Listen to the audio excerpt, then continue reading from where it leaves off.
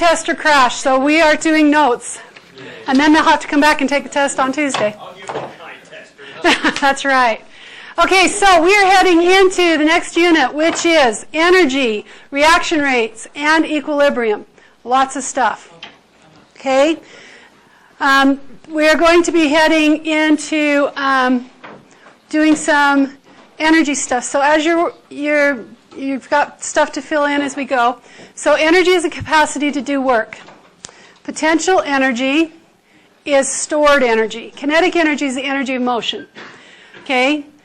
The law of conservation of energy is just like the law of conservation of matter. You can't create or destroy energy. You can change its state, but you cannot create or destroy it. So anytime it says law of conservation of whatever, it's conserving it.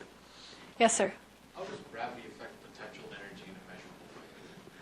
So potential energy is what you start with, like an apple before it falls.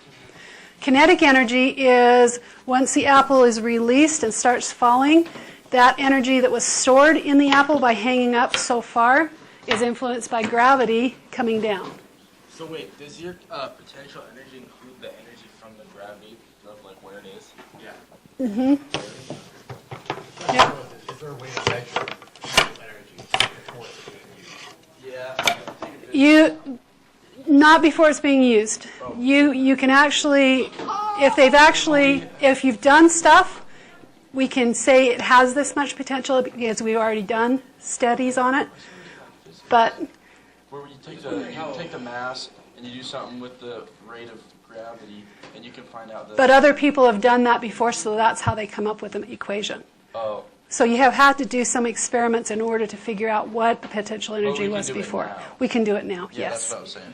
Yeah. I'm just saying, if you think about Ha! it, you know what? From a molecular perspective, it just looks like energy comes from nothing. It's potential. But it's not. It's not from nothing. You know, I'm super pumped because we just got. You can't see it per se, but You actually bought those mints by yourself? I've never bought one. I've only been given them. okay. So let's keep going. You never buy them for yourself? You guys are going to be the odd class weird as far as labs too, because of that. So potential energy is like holding a ball at the top of the hill, letting it go as it gathers speed. That's the kinetic energy or energy of motion. Okay? So it has the potential at the top to have all that energy, and as you let it go, it actually creates it. So chemical bonds store energy. Okay? A compound with a lower potential energy is more stable than a compound with higher potential energy. So when we did the triple bond, remember that? That was an unstable bond. It had a lot of energy in it, but it was unstable. The single bond was just the handshake. That was real stable. Okay? So The more potential energy that a bond has, then the more unstable it is. does it always mean that the more energy you have, the less stable it's going to be? Yes? Like, could you have a high energy stable bond or just no? No. Lame. Sorry. If you're pretty chill, pretty relaxed, but if you're hyped up, you could potentially do something stupid. Yep. So that means you're I can say stupid. That's good. Yes? So on the last slide, but it's chill. the last statement, Yep. is it like then instead of that? Reactions that form products having lower potential energy than the reactants are favored. So reactants that form products having lower potential energy means it wants to go forward. They want to try and get to a state where they have lower potential energy. So just like the rock at the top of the hill, it wants to roll to the bottom of the hill. Okay?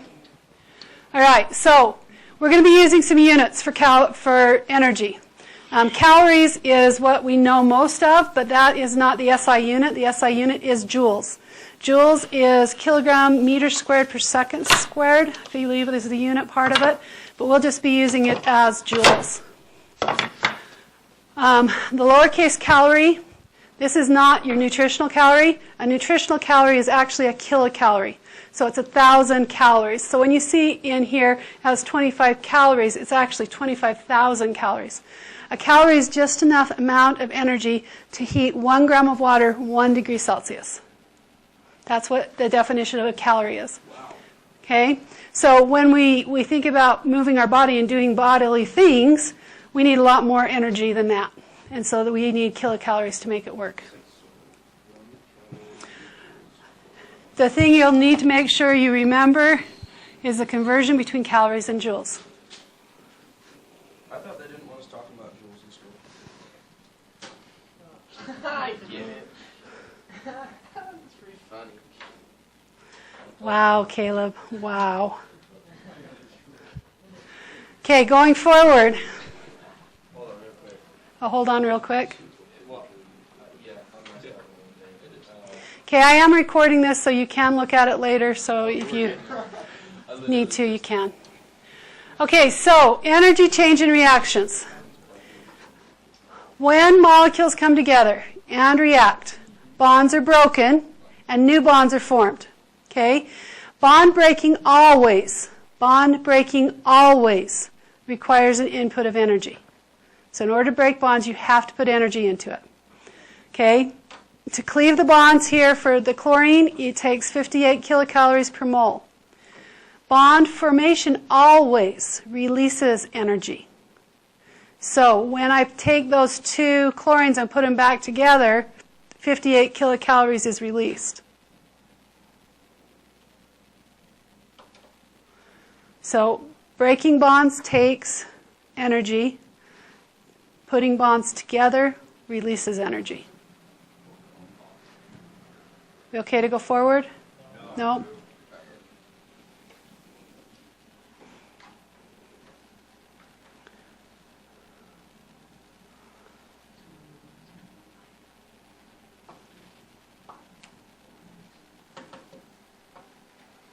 Get a drink. Formed releases energy, and separated takes energy. Right.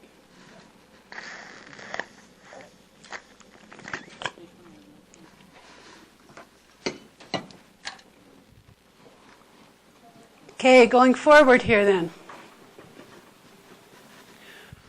When we have a change in reaction, and I don't have this up and ready that we would do an endo and exo little activity, but we'll do that after the test next time if we get done in time. Okay, so exothermic will feel hot. So if you've ever had a heat pack that you twist, you're breaking a thin layer of plastic between two chemicals and they mix, and as they mix, it radiates heat or gives off heat. The ice ones are cooler though. The endothermic ones is when you break that and it actually takes in heat from your body, so it feels cold to your body. And that's the ice packs. Those things are cool. So delta H is the change in heat, okay, or the heat of the reaction. It's called an enthalpy. Enthalpy means heat. When energy is absorbed, the reaction is said to be endothermic. So that's ones, the ice packs, they feel cold to you, okay? Delta H is positive, meaning you have to put energy into that reaction to make it work. When energy is released or given off, that's the hot packs, okay?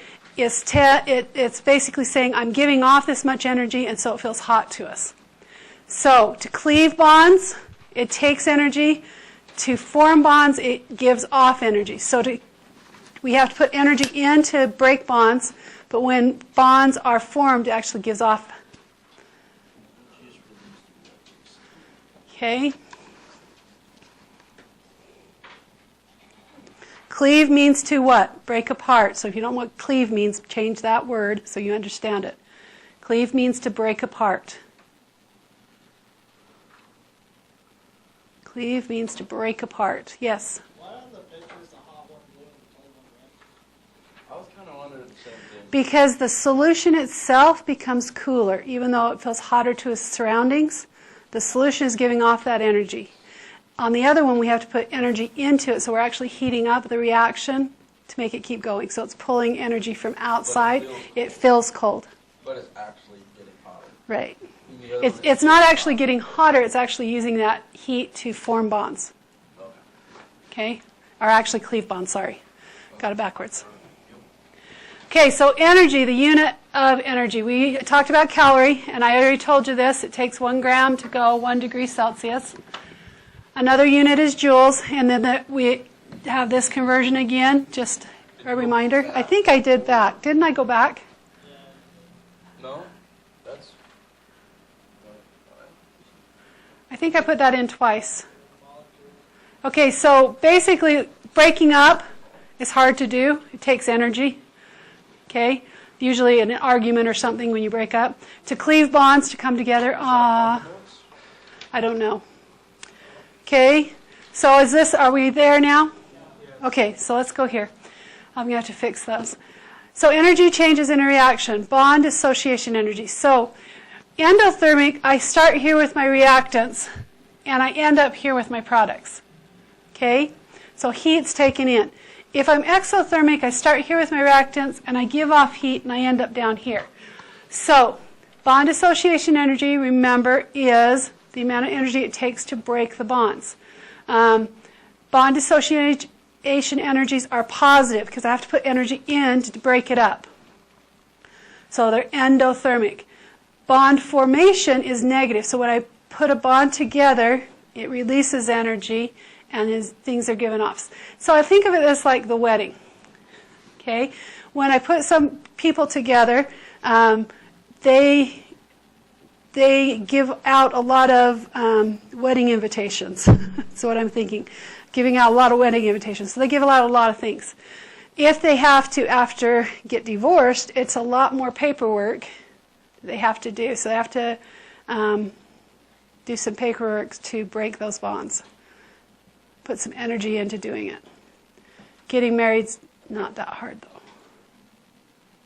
Why is getting divorced harder than getting married? Because they want you to keep it together. To get married, all you have to do is go get your license, have somebody sign it, and turn it in. To get divorced, you got this and this and this and this. There's a whole bunch more stuff to worry about. What? You have to pay a bunch of money to get divorced. You only have to pay like $20 to get a marriage certificate. I don't know. It might be up to $50 now. Well, because you have to get like a lawyer. Yeah, you have to get a lawyer to get divorced. Okay? All right. So are we okay to go forward? Okay, so energy changing in reactions. So the stronger the bond, the higher it takes, the more energy it takes to break the bond. So if you have a good marriage, it takes a lot of things to finally break up that marriage, right? Okay, in comparing bonds to formed from elements in the same group, bond dissociation energy generally decreases going down the column. Why do you think that would be? Well, if you go down the column, you're getting bigger and bigger and bigger and bigger, right? Farther away from the nucleus, and you're finally holding hands like this. Okay, because there's so many things in between you and the other person or the other element. So you're barely touching, holding fingers. But if there's not very many rows or kids between you, you can hold hands real close to each other. So that's how I think about it. So the highest bond at the top, lowest bond association at the bottom, because I have lots of layers at the bottom. Okay? So, in other words, this is a cute, skinny couple. Okay? At the end, they get a little bit fatter as life goes on, and yeah. It depends. If you're too fat, not so much. To a point. Okay, so here we go. Delta H indicates the relative strength of the bonds. When delta H is negative, more energy is released. The formed products are stronger. Okay, the formed products are stronger than the reactants. So here we have methane. We have what type of reaction? Oh, that's combustion. Combustion. So it's a combustion reaction. So we have methane, one that I did a lot, oxygen, carbon dioxide, and water. Methane and oxygen have a higher energy than carbon dioxide and water. Carbon dioxide and water are chill, where methane and oxygen are a little bit unstable. That's why they combust. Is that one way to make water? Yep. Yep. How do you make water? You can make water by blowing stuff up. But you've got to cool it down. You've got to keep it in a container and then cool it down.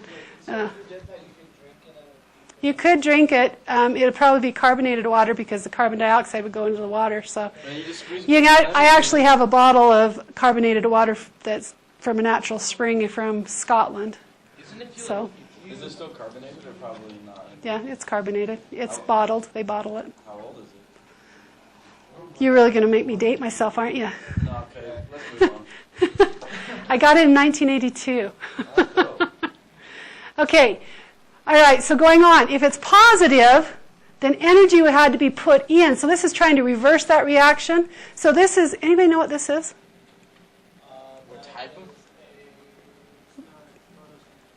It is. It's the photosynthesis. So this is a plant taking in the carbon dioxide and some water, making sugar, and giving off oxygen. That's why we like plants around, because they give off oxygen, right? That's why I have my plants in here, so they give off oxygen. So I have to put energy in to get these two to break up and re-put them together. This is because carbon dioxide and water are more stable than sugar and oxygen. This one is a reverse combustion. Right? You start with CHO and then Yep. If I went the other way, that would be burning sugar, which would be a combustion. So it's just a reverse combustion. Okay? Going forward, here's some differences between exothermic and endothermic. On an endothermic reaction, heat is absorbed, so it feels cool. Okay, you might want to put that somewhere. I didn't leave you a place. But heat is absorbed, so it feels cool. So what absorbs the heat? The reaction. It needs that energy. Oh, so it's taking the, okay, that makes sense. Okay, it needs that energy to make the reaction go. So delta H is positive. I have to put energy into it. Positive means putting it into it. Means it goes on the reactant side. That's another thing you might want to put in there somewhere. So heat goes on the reactant side for endothermic. Exothermic, heat is released. It feels hot, but heat goes on the product side. So delta H goes on the product side, on the exothermic. Okay, we've got bonds broken with endothermic, bonds formed with exothermic. The products are higher in energy than the reactants for endothermic, but in exothermic, the products are lower. Okay, going forward. So looking at this, if I have low internal energy, this bond is pretty strong. So this bond will stay pretty strong. If I have higher internal energy, these like to tend to move around. So for instance, when we had the handshake, a low internal energy would just be just a handshake, just docile handshake. High internal energy with a single bond would be the molecules moving constantly, trying to hold on to that handshake. Okay? High internal energy, enough to break the bond. So if I'm running around trying to hold hands with somebody, and we're going different directions, trying to keep that hand held, that bond is harder, right, than if we're just standing here. Then I can easily hold a hand. But if I'm trying to run around and go around all the things that are in this room, we're going to end up breaking the bond. Okay? All right, so use circles as atoms to show two atoms, compounds, to collide in order for them to react. So here I have two compounds.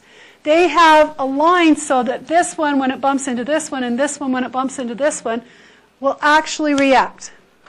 Okay? This bond right here will be broken, and they'll react. Will this one work? No, why? Because they're just two separate things.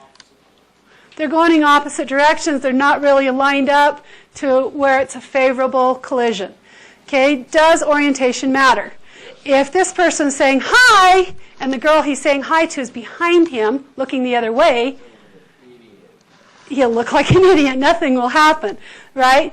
But if they're facing each other, that's a lot different.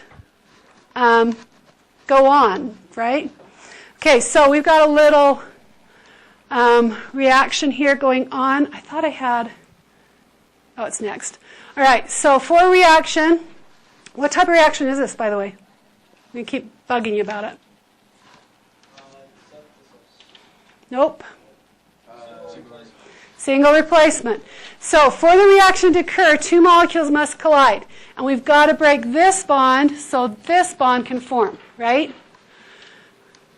We've got to have enough energy for that to happen. So it's sort of like, I don't know if you've ever played I don't even know if it even exists anymore. We used to have a game where we had like Velcro, and you had to hit somebody hard enough to stick to them. And then if you had enough energy to pull away from them, you could break up. Anyway, it's a long game. You have to have enough energy to break that bond. It's like a game only chemistry teachers would have played. No. It's sort of like flag football. If you're trying to grab the flag, if you don't have enough energy to pull the flag off, if you don't have enough force, the flag doesn't come. Right? Yeah, you fall. Okay, so the orientation must be correct. So what I want to do is we're going to talk about some factors that affect reaction rates. I'm going to show you a little video. It'll talk about some of these, and then we'll come back and talk about them a little bit more. So we've got nature of reactants, concentration, surface area, pressure, temperature, and presence of a catalyst. So it's going to talk about all these, and then we'll come back and talk about it a little bit more. Maybe.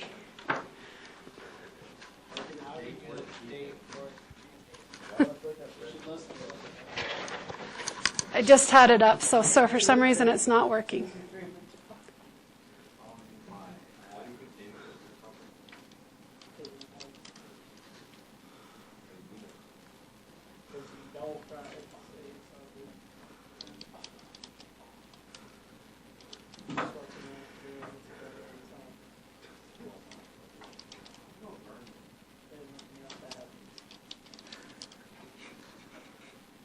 Here we go. There's no such thing as a perfect writer. This is why I use Grammarly to check my work. If I'm putting commas,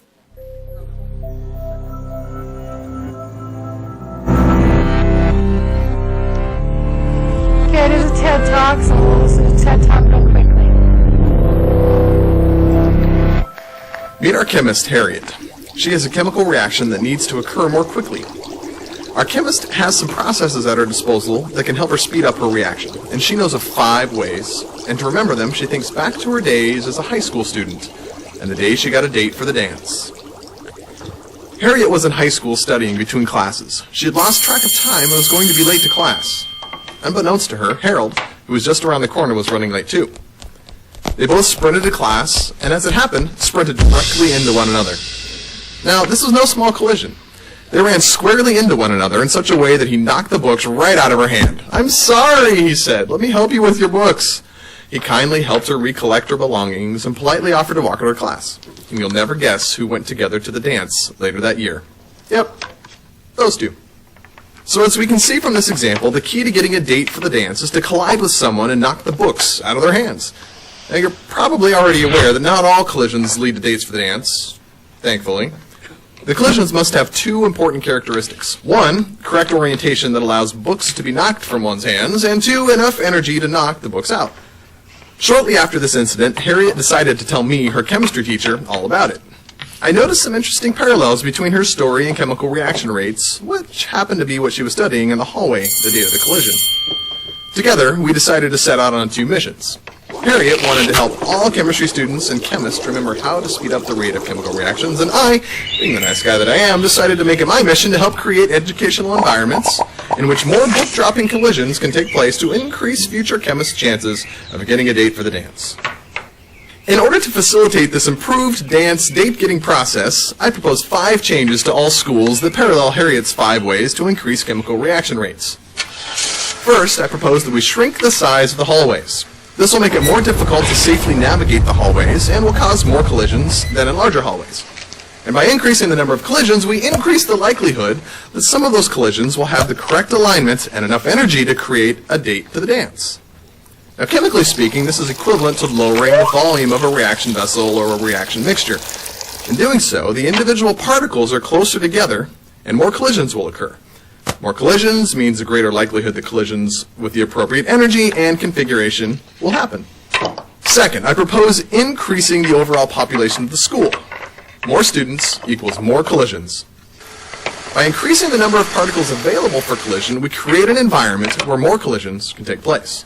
Third, we must reduce the time allowed between classes. Heck, let's just cut it in half. In doing so, students will need to move more quickly to get from one class to the next.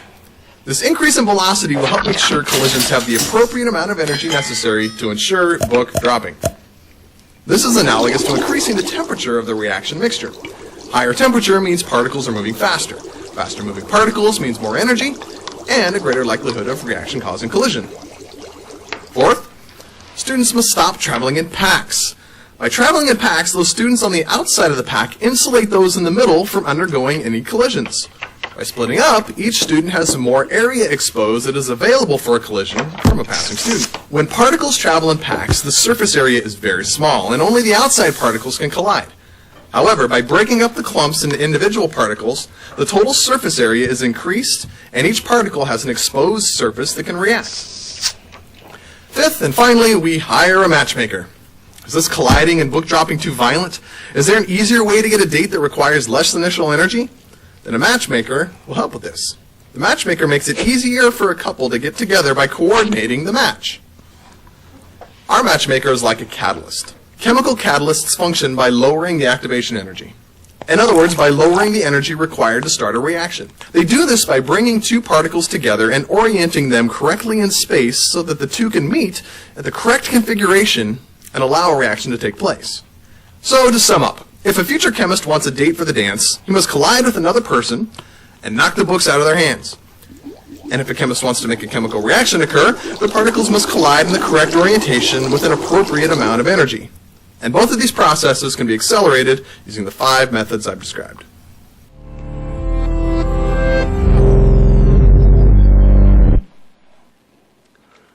Okay.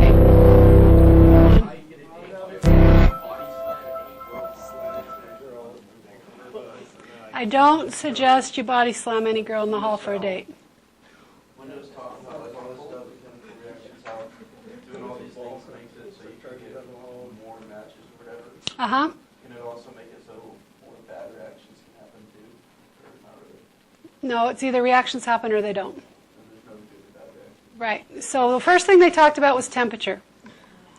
So on temperature, in an endothermic reaction, we want to add heat to make the reaction go faster. But in an exothermic reaction, we want to take out heat because if we take out heat, it'll make the reaction go faster.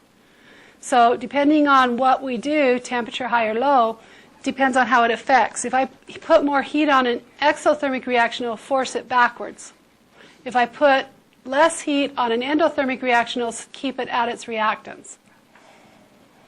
Particle size is the other thing they talked about. That was the packs. If the particle sizes are small, the reaction will happen faster. It's like trying to make Kool-Aid with sugar cubes instead of powdered sugar. Okay? It would take a long time, especially if you have cold water.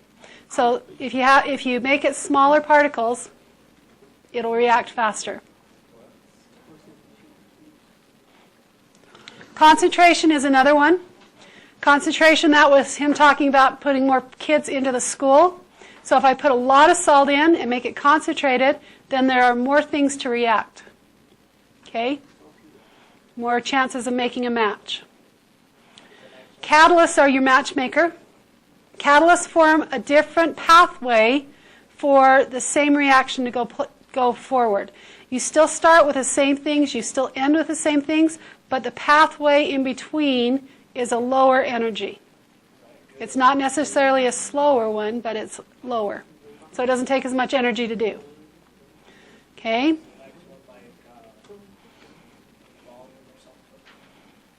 So volume had to do with the size. Yeah. Okay, so talking about effective collisions. You've got to remember that effective collisions have to happen in a certain orientation and with a certain amount of energy. For instance, if a guy wants to ask a girl to the dance, he's not going to go up and shout at her, "Hey, you want to go to the dance?" That's the reaction she's going to get, right? But you're also not going to go up and go, "Hi, you want to go to the dance with me?" That's not enough energy, right? It's kind of cute, though. There's got to be a right amount of energy, okay? If you don't have enough energy for the reaction to happen, it's not going to happen. Okay? If you've got too much, it's not going to happen either. Okay? So you just have to have enough. So effective collisions, the right amount. We talked about a catalyst. A catalyst is like a matchmaker. It's the one that gets the two together in the right orientation with the right amount of energy to get them to react. So that would be like they used to do, or they do in small towns in the dances. They have them draw names. And they have to go with the person they draw the name with. That means that nobody gets left out. Right? Except if you don't want to go. Nope, you don't have that option. No more sad nights. In small towns, you don't have that option. Okay? Now, an inhibitor would be like two guys fighting over one girl to take to the dance. So an inhibitor blocks the pathway. So it slows down or blocks the way to get to that final reaction. or it blocks the catalyst from getting them together. In our bodies, we have a lot of catalysts and we have a lot of inhibitors. So we have the inhibitors that are released when our body is making too much of something, so it can slow down that process. So a catalyst speeds up a process and lowers the energy. An inhibitor slows the process.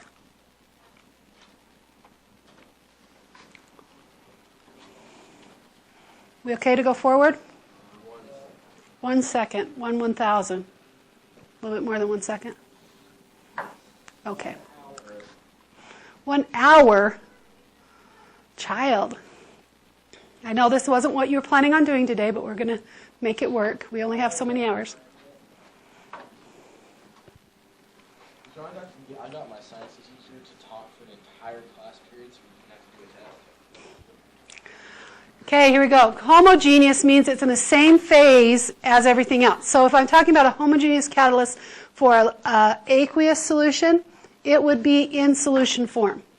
If I'm talking about a heterogeneous, it's in a different form. So if I had a aqueous solution, a heterogeneous would be a solid that I put in. Or it could be a gas that I put in. But it's in a different phase. Okay?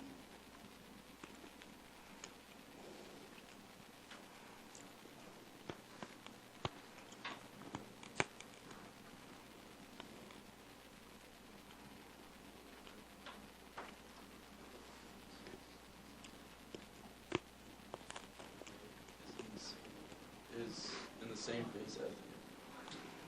Homogeneous, the same phase, hetero, different.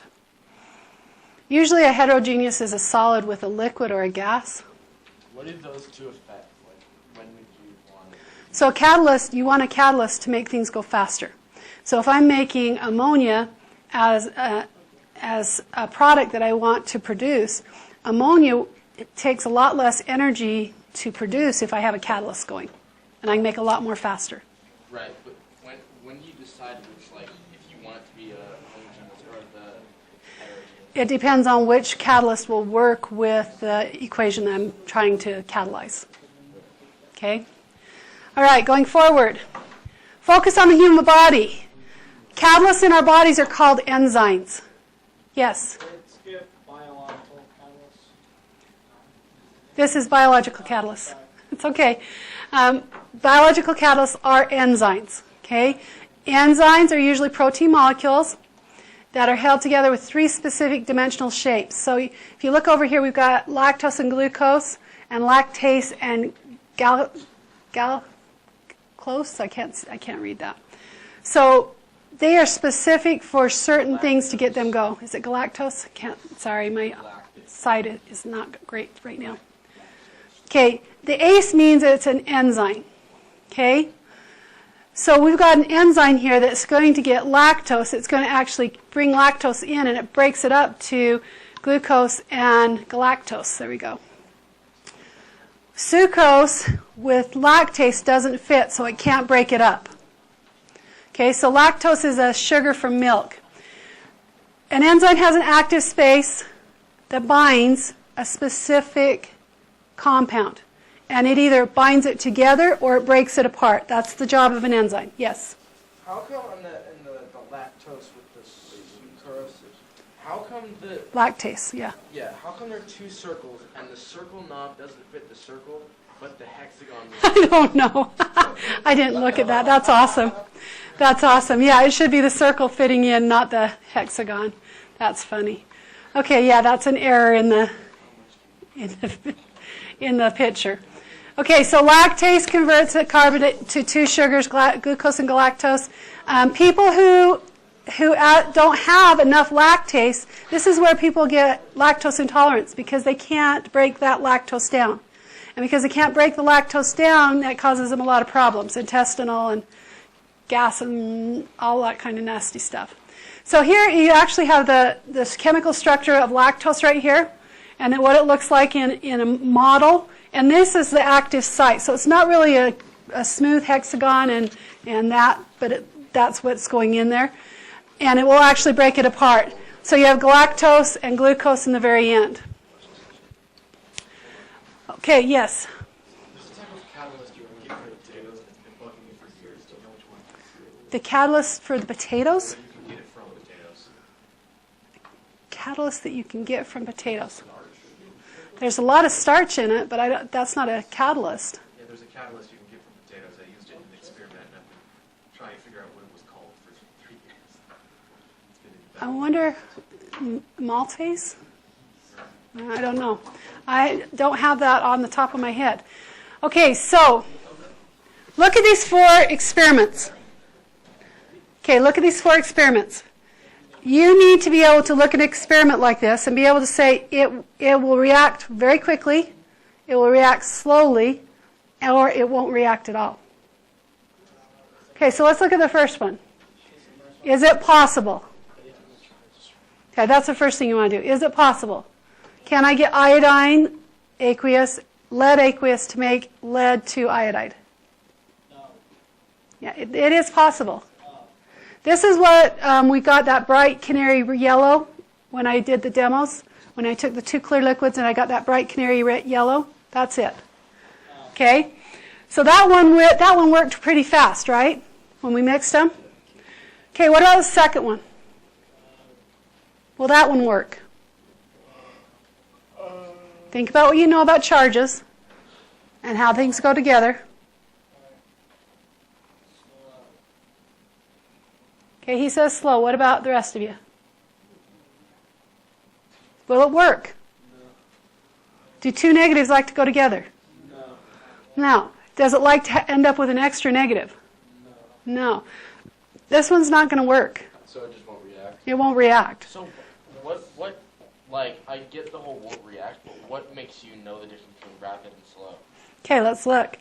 A lot of this is just having you have had experience with it. So the first one I showed you in lab. We took 2 liquids, we mixed them together, instantly it went yellow, right? So the first one is rapid. The third one you guys have also experienced in lab. Tell me about it. This was the one we did in the hood. The Q-tips started The smoking. Q-tips. Was it right away or did it take some time? It was right away. It took a second. Was it as fast as when I mixed the canary? No. So this one's slower, right? And if you kept them together closer and you kept them there for a minute, then you got to see it a little bit better, right? Okay. The last one is lime plus carbon dioxide giving calcium carbonate or chalk. That's possible. It's possible. Is it going to be fast? Yeah, calcium oxide or lime is a rock. So I'm going to have to bubble CO2 all around it to get the chalk. That's going to take a while. And it's got to be oriented right, and it's got to have the right velocity, and it's got to have all that stuff going on. So it's going to take a while. Okay? So that bottom one's slow. So as you think about it, look at also the states. So here we have aqueous, aqueous. Usually that's very fast. Here we have a gas, and we have aqueous. So this has got to change to a gas before we can get a solid. Okay? This one right here, we've got a solid and a gas. So we've got to mix these and be able to get to here. Okay? So going forward, think about it like a race. Everybody, if you go to a track meet, everybody starts out fast, right? And then they start slowing down, and by the finish, a lot of times some of them don't even make the finish, right? Okay? What happens? What's going on? What's going on? Why does that happen? Why not stay the same all the way through? Because you're exerting energy. Because you're using energy, you're using it up, right? So over a reaction, it's like having just this classroom and say, you are the last people on earth. Okay? You're the last people on earth. You got to pair up, get married, and move on. Make more. Okay? So once a couple people pair off, then the choices are more limited. And then a couple more pair off, and the choices are more limited. And then a couple more pair off, and the choices are even more limited. And so you still have the same area of space to meet each other, but there's less selection, less chance to get together. So same thing here. At the start of the reaction, there's a lot of people, right? And over the race, they start to spread out, right? The fast ones are at the front, the slow ones at the back, and it sort of dwindles off, and some finish and some don't, right? Same thing with reaction. Some don't finish. And I'm going to have to do this demo with you guys. That'll be fun. In General Chem we did. So remind me I need to do the dry ice demo with you. I'll have to get. Yeah. So then we've got the pre-lab. So I'm going to stop here because I need to show you that too. So I'm going to stop here. I'm going to do the pre-lab on that and the other one next time. Let's go ahead and turn the lights on and just chill for a few minutes and we'll be good. So I'm not sure how I'm going to do your demo stuff. We'll find it out. Do like 2 tests, the test next time, and then we're